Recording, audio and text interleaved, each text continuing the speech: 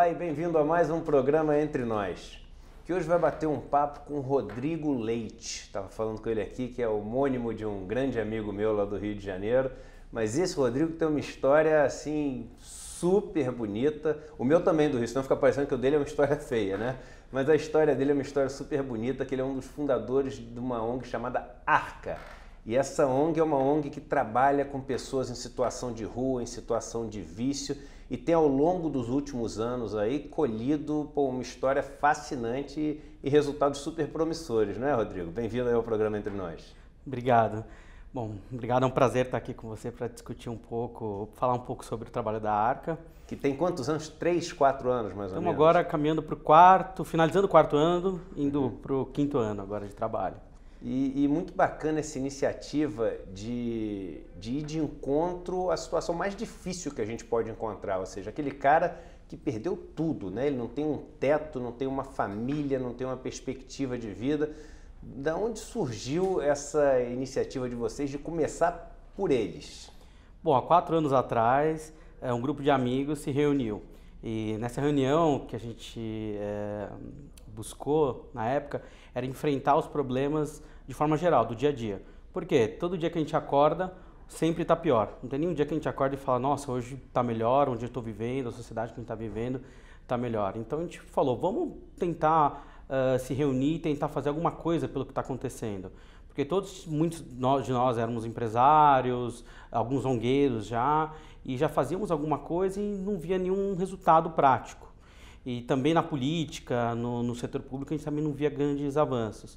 Então a gente resolveu se reunir e pensar nas problemáticas de uma forma geral e soluções que eram apresentadas. Os problemas são complexos e o que a gente viu é que realmente as soluções que são apresentadas são soluções superficiais, focadas nos sintomas e nunca na raiz do problema, nunca na causa do problema. E aí uma questão muito sobre por que trabalhar a situação de rua, né? Pessoas em situação de rua. E aí partiu muito do que a gente buscava, né? Já que a gente quer lidar com problemas complexos, dentro da sociedade, quem é que está lá no asfalto, né? A gente fala de orelha no asfalto, é a pessoa que mora na rua. Entre ela e o asfalto não existe nada. Então, a nossa proposta foi essa, de tentar pegar um problema extremamente complexo e apresentar uma solução que fosse abrangente, sistêmica, com olhar holístico sobre ela. Agora me conta o seguinte, você falou aí de não avançar na raiz do problema, que é o que a gente vê em várias iniciativas que existem. E eu sempre faço questão de falar o seguinte, não é que a gente esteja desmerecendo quem tem iniciativas que atacam os sintomas, né? Eu acho que elas são iniciativas necessárias, porque quem sofre tem urgência. Então, muitas vezes, você atacar a raiz do problema é algo que leva mais tempo. Então, acho que é uma combinação entre atacar os sintomas e atacar a raiz do problema.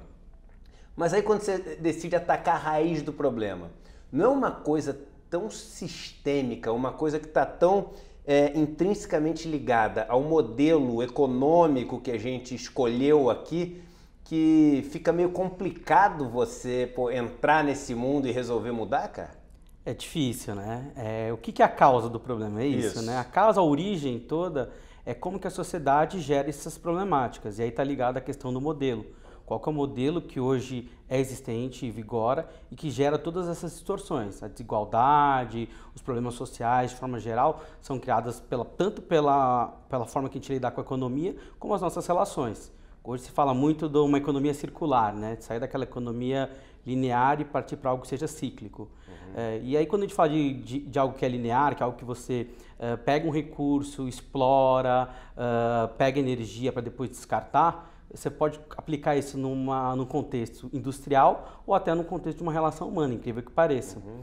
Então, partir para uma discussão sobre a origem e a causa do problema vai desde a origem do modelo até o que é realmente praticado no dia a dia. Então, realmente é abrangente. Quando a gente fala que é holístico, a gente tem que olhar para tudo, desde da origem, passar também pela questão dos sintomas, né? Como que hoje as organizações do poder público lidar com o que é emergencial, e a gente também faz isso, lidar com o que é emergencial, mas o importante é olhar sobre tudo, é olhar holístico.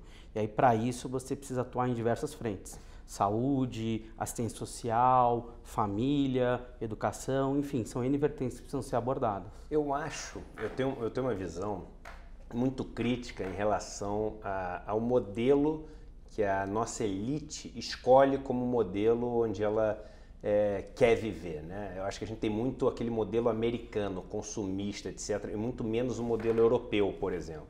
Então, quando você vai em Amsterdã, você vê as pessoas colocando um sofá que ele não usa mais, pô, na frente da casa para uma pessoa que precisa pegar aquele sofá e usar aquele sofá. As pessoas sem vergonha de estar entrando num brechó e comprando roupas que já foram usadas, não só porque é mais barata, mas porque eles têm uma mentalidade de que fazendo assim, eles dão uma sobrevida aí para o nosso planeta. Ao passo que, se você for olhar a cultura americana, é uma cultura de, pô, vamos trocar pela coleção nova, vamos fazer um novo leasing, vamos comprar o all new, né? Aquela história do all new americano. E tem uma conta que até um amigo seu, cofundador lá da Arca, quando ele esteve aqui, a gente conversou sobre ela, dizendo o seguinte: se o mundo inteiro começar a viver dentro do padrão da classe média americana, você tem duas maneiras de ver isso. Uma, que o mundo acaba em alguns meses, ou outra, que você precisa de 5 mundos para poder sustentar isso. Mas a gente escolhe, como sociedade, esse padrão americano capitalista ao extremo, assim. E aí vem aquela tirinha, que é uma tirinha famosa que estava rodando aí nos WhatsApps, que é um cara perguntando assim: quem quer mudança? Aí todo mundo levanta a mão. Aí ele fala assim: quem quer mudar? Aí ninguém levanta a mão, né? Você bate muito de frente com isso, de pessoas que têm um discurso transformador, um discurso de mais oportunidades, um discurso de uma sociedade mais igual e etc. Agora, no dia a dia, essa pessoa está muito pouco disposta a mudar o dia a dia dela? É comum a gente encontrar isso, porque não é fácil você mudar algo que está no seu dia a dia, né?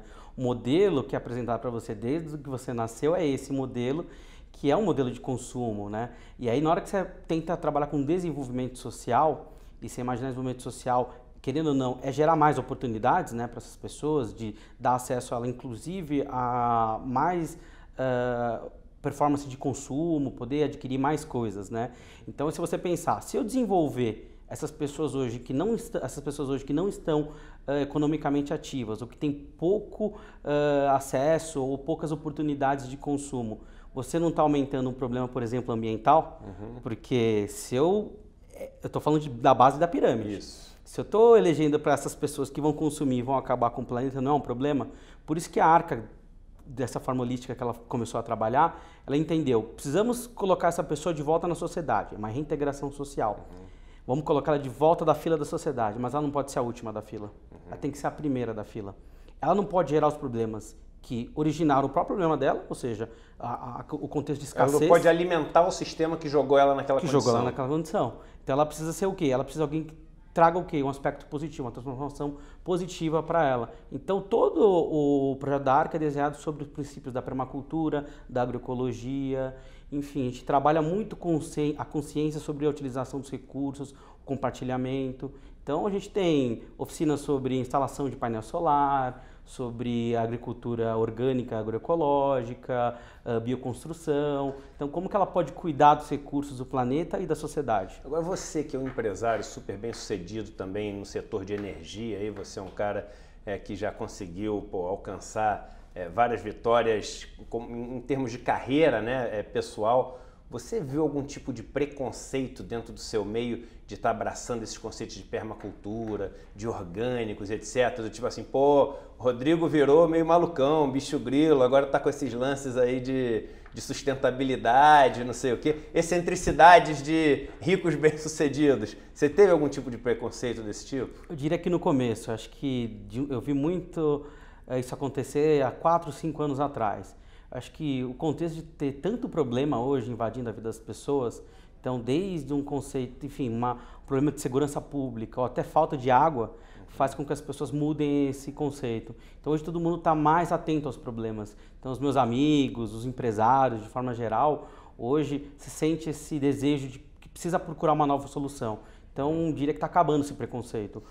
E o que significou para você, Rodrigo? Você, porque eu quando estava na faculdade, eu sou formado na PUC do Rio de Janeiro, né? Eu tive uma experiência de viver 2 anos dentro das comunidades carentes do Rio de Janeiro, né? As favelas, famosas favelas.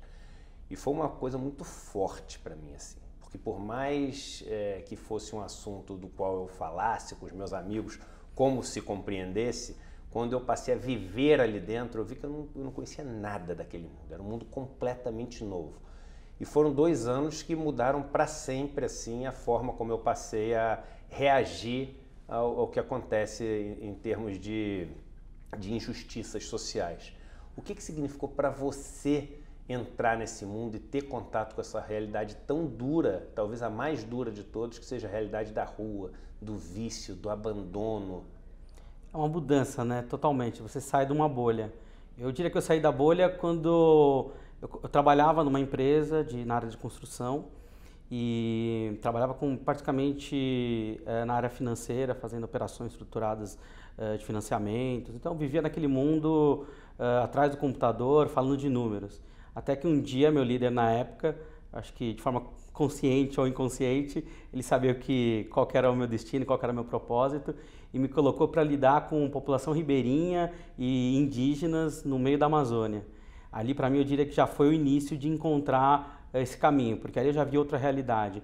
Eu vi que o que a gente falava de números, falava de contratos, era, na verdade, tudo que representava dentro da vida de pessoas e comunidades. E a partir dali, eu acho que eu diria que eu encontrei meu caminho do propósito de lidar com as pessoas, de lidar com as necessidades, lidar com o que realmente está acontecendo. E aí o passo para a rua, que é o que eu falei, né, de entre a pessoa e o asfalto não existe nada, é sempre impactante toda vez que você vai para a rua. Você sempre lidar com uma situação diferente, são histórias, são realidades que assim são impressionantes. Vale a pena um dia vir com a gente, vai ficar aqui o convite, inclusive, prazer, cara, junto com a Arca, para a gente fazer uma visita na rua. E ao mesmo tempo que é impactante, é muito gratificante. Quando você volta, você vê aquelas histórias e como você pode contribuir para aquilo nunca mais ser a realidade para aquela pessoa, é realmente incrível. Como você transforma a vida daquela pessoa e da família. Uma coisa que recentemente a gente vem acompanhando muito é a relação com a família. Você sabe que eu tive dando uma palestra em Niterói, há umas 2 semanas atrás, e eu tive até uma discussão com uma das pessoas que estavam assistindo a palestra, porque a pessoa estava falando assim, esse pessoal que mora na rua não quer melhorar de vida não, quer tudo ficar assim para poder ganhar o Bolsa Família, então o cara quer mais é não trabalhar. E eu falei, você não pode falar isso. Primeiro que você não conhece a realidade dele e segundo que você também está partindo do princípio que ele tem que aceitar a sua solução para a vida dele, sem que não conhece nada da realidade dele. Você acha que tem ainda essa ideia das pessoas da nossa classe de achar o seguinte, aquele cara ali é um vagabundo, aquele famoso termo que as pessoas usam, não gosta de trabalhar e etc., e vira aquela história de quase que como lidar com isso, abrindo um pouquinho o vidro e dando aquela moedinha, eu estou fazendo a minha parte para essa história. E essa distância atrapalha demais isso que você quer fazer, né? Mas eu entendo. A distância, na verdade, é uma proteção mesmo do ser humano. Então, quando você vê uma situação extremamente degradante, extremamente vulnerável, e às vezes você, naquele momento, não tem como agir, ou, na verdade, você pensa que não consegue agir, você prefere entender que aquela situação é daquela pessoa, que você não pode fazer nada por isso e que o problema realmente é por uma escolha daquela pessoa. Porque assim você se protege, você vira as costas e fala, esse problema não é meu, é dela. Perfeito. Então, eu digo isso porque eu já passei por isso. Antes de eu ter saído da bolha, eu sempre tinha eu acabava tendo esse preconceito, essa visão. Então, você se distancia para se proteger. Porque realmente, se você entender que você pode fazer alguma coisa por aquela pessoa e você não vai fazer, realmente, aquela pessoa na rua, vivendo ali sem tomar banho há não sei quanto tempo, com dificuldade para encontrar alimento para consumir, distante da família, usando droga naquela situação, é muito assim, é de partir o coração. Então você se protege, então você não deixa de partir do seu coração, porque você fala, o problema não é meu, é daquela pessoa, ela que buscou esse caminho. Tá? E a partir do momento que você tem um contato e realmente você vai se aproximando e entendendo a situação, e aí você também entende que a solução é aquilo, não é tão simples, não é tão superficial, por exemplo, de dar um emprego. Então muita gente inclusive já ofereceu emprego para a pessoa em situação de rua e aquela pessoa não teve êxito. E aí fala, não, aquela pessoa é vagabunda, não quer trabalhar, ou pessoas que conhecem outras pessoas que ofereceram e sempre fala isso.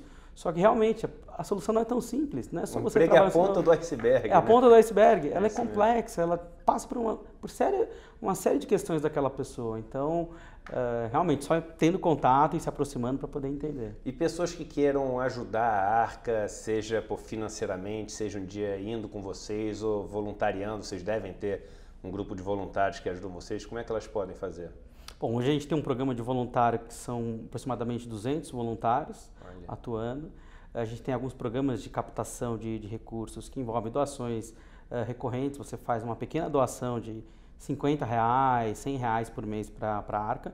E além disso você recebe um pacote de benefícios, a gente chama de Clube de Amigos da Arca.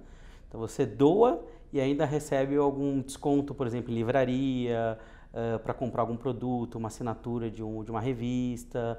Então você tem essa possibilidade também. Ou você pode simplesmente, enfim, indicar, fazer uma doação de algum produto que a organização esteja necessitando. E as pessoas normalmente entram em contato pelo nosso site, arca.org, arca com H no final, né? Então só letra, porque arca com H no final pode ser o H depois do C, depois do A, antes do C. É arcah.org, arca.org. Arca com H no final, né? A última letra é o H.com.br. .org. .org. Só .org. Então vou repetir. arcah.org. Só isso. Só isso, mas se você entrar lá e puder dar sua contribuição, não vai ser só isso, vai ser muita coisa que você vai estar fazendo, porque o trabalho que vocês estão fazendo é absolutamente maravilhoso.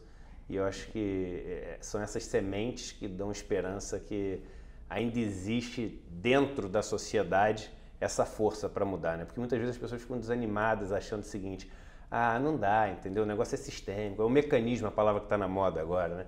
O mecanismo é muito mais forte do que qualquer pessoa e ver esse tipo de iniciativa traz de volta essa crença de que dá para mudar as coisas.